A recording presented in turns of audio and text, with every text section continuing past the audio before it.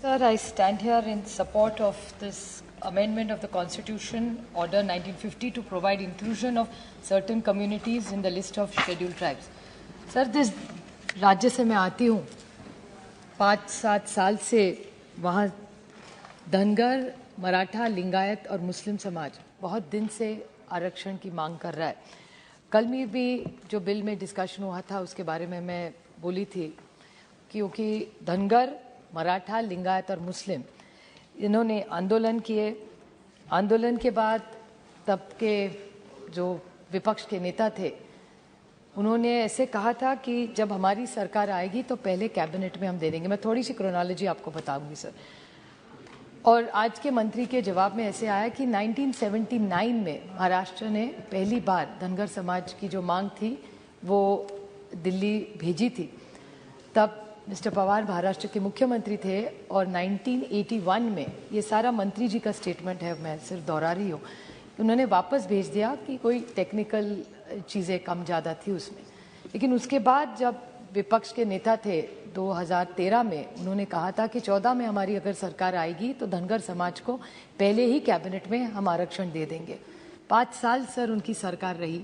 महाराष्ट्र में हर हफ्ते कैबिनेट होती है, तो 5 साल का 52 का हिसाब करें तो 250 कैबिनेट हो चुकी है, लेकिन आरक्षण तो धनगर समाज को नहीं मिला। उसके बाद अभी भी उनकी सरकार है और कल महाराष्ट्र के भारतीय जनता पक्ष के जो मेंबर बोल रहे थे उनकी भी मांग थी कि ये किया जाए। तो महाराष्ट्र में भी उनकी सरकार है और केंद्र में भी उनकी सरकार है, तो दिक्कत कहाँ है ये मुझे समझ में नहीं आ रहा है। तो मैं मंत्री जी को विनती करूँगी कि ये धनगर समाज की जो मांग है, मराठा समाज की मांग है, लिंगायत की, मुस्लिम है, इसका पूरा, कल भी हम एक इसी डिस्कशन में कर रहे थे और ऐसे और 4-5 बिल है। तो अगर हिमाचल के लिए हो सकता है, तमिलनाडु के लिए हो सकता है, उत्तर प्रदेश के लिए हो सकता है, तो महाराष्ट्र के लिए क्यों नहीं हो सकता? और क्यों नहीं एक कॉम्प्रिहेंसिव बिल, हर पीस बाय पीस, एक टुकड़े करके एक राज्य का बिल ला रहे? क्यों ना एक देश के लिए जहाँ जहाँ से मांगे आ रही है।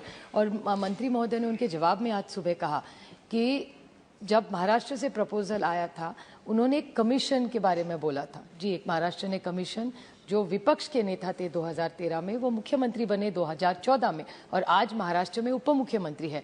उन्होंने एक कमीशन बैठाया था जिन्होंने ये धनगर समाज की रिक्वायरमेंट को रिजेक्ट कैसे दिया। जो रिपोर्ट मैंने देखा नहीं है लेकिन पेपर में पढ़ा है। मेरे ख्याल से अगर इतनी बड़ी समाज मांग कर रहा है, ऐसा कौन सा आपने सर्वे, किसको जिम्मेदारी दी जिन्होंने ये इतनी मांग रिजेक्ट कर दी? तो मैं महाराष्ट्र सरकार और केंद्र सरकार को, क्योंकि जवाब में मंत्री महोदय ने कहा कि जो मांग आएगी मैं राज्य से बात करूंगा, तो मैं मंत्री महोदय से विनती करूंगी कि आप प्लीज़ महाराष्ट्र राज्य से बात करें और धनगर समाज का जो प्रपोजल 79 में भेजा था वो 81 में क्यों वापस गया। उसके बाद महाराष्ट्र की भारतीय जनता पार्टी की, मैं इसमें राजनीति नहीं, मैं सिर्फ क्रोनोलॉजी आपको बता रही हूँ, तो उन्होंने जो कमिटमेंट दिया था उसका क्या हुआ? उसके बाद वो जो कमीशन बैठा गया उसका रिजेक्शन क्यों आया? क्योंकि किसको दिया इन्होंने कि इतना बड़ा अन्याय, इतने समाज को जो न्याय मांगने की कोशिश कर रहा है, हम सब उसमें साथ हैं। हर पार्टी का मानना है, भले भारतीय जनता पक्ष हो, कांग्रेस हो, शिवसेना हो, सबकी मानना है कि धनगर, सो एक वॉइस में सारे जो महाराष्ट्र के पक्ष है, अगर वो कह रहे हैं कि धनगर समाज को रिजर्वेशन दे तो दिक्कत क्या है?